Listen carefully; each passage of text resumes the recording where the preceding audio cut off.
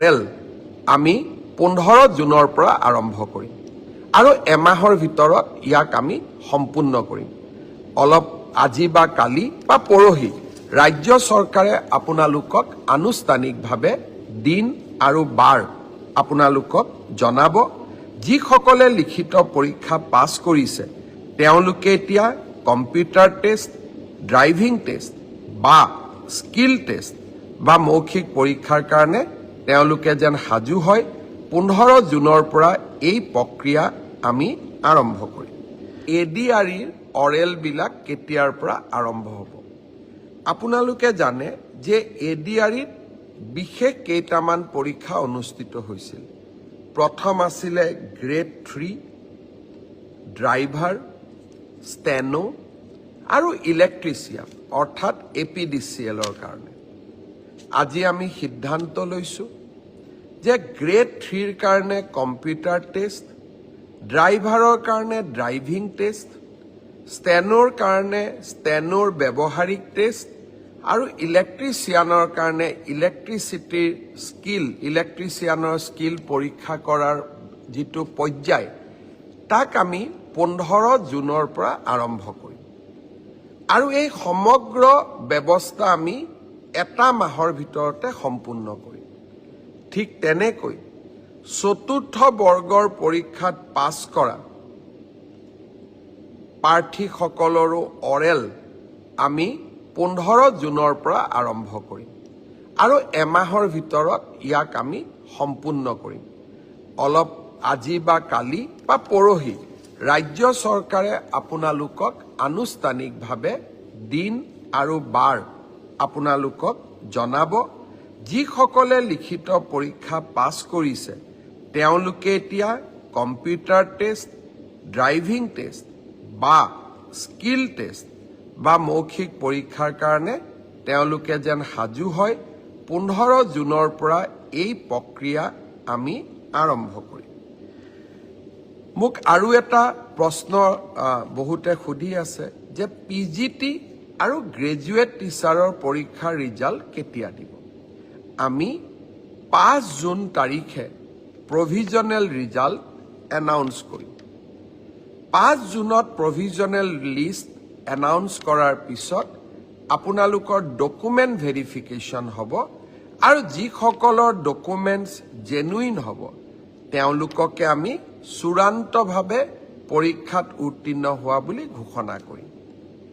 অৰ্থাৎ পৰীক্ষাৰ ৰিজাল্ট কেতিয়া দিব? উত্তৰ 5 জুন তাৰিখে দিব। ইয়াৰ পিছত আপোনালোকৰ মনত আছে এনেকুৱা এটা ফেচবুক লাইভ অনুষ্ঠানতে মই কৈছিলোঁ যে চৰকাৰী কাৰ্যালয়সমূহত কাম কৰা তৃতীয় আৰু চতুৰ্থ বৰ্গৰ কৰ্মচাৰীসকলে পৰ্টেলৰ জৰিয়তে মিউচুৱেল ট্ৰান্সফাৰ কৰাৰ সুবিধা লাভ কৰিব।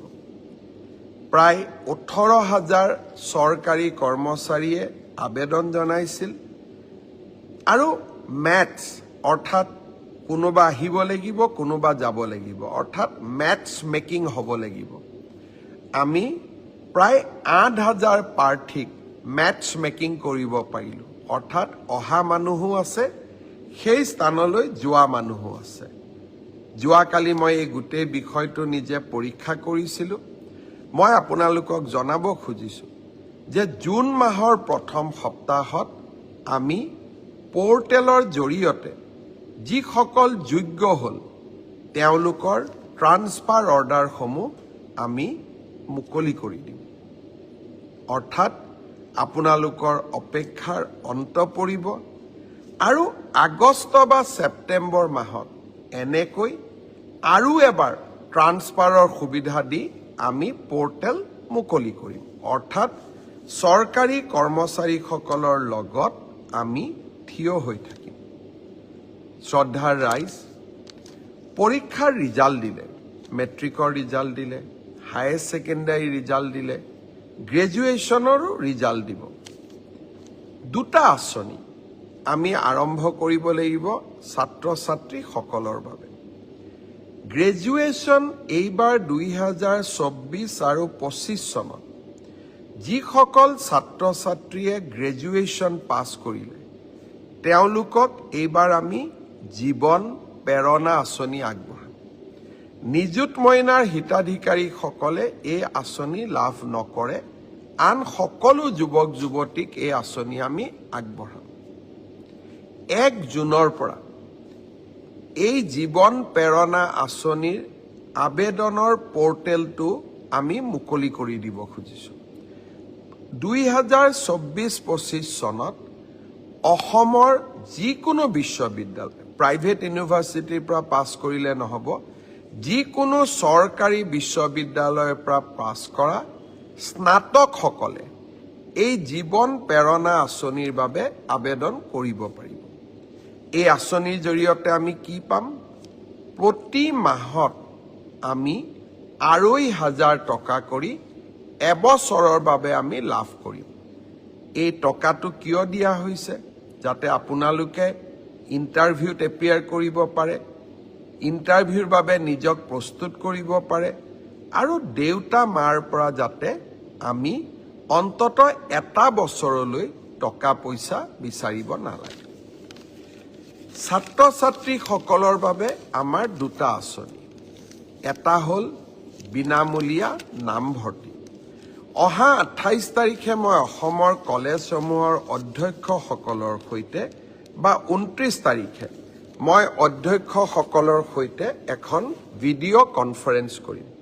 লক্ষ্য, এইবাৰ মই তেওঁলোকক নিজে স্পষ্টভাৱে ক'ম যে যি পৰিয়ালৰ ঘৰত ৰেচন কাৰ্ড আছে তেওঁলোকক আমি কলেজ, ইউনিভাৰ্চিটি আমি বিনামূলীয়া নামভৰ্তি কৰিম। কোনো স্পৰ্টছৰ বাবেও ফিজ নলওঁ,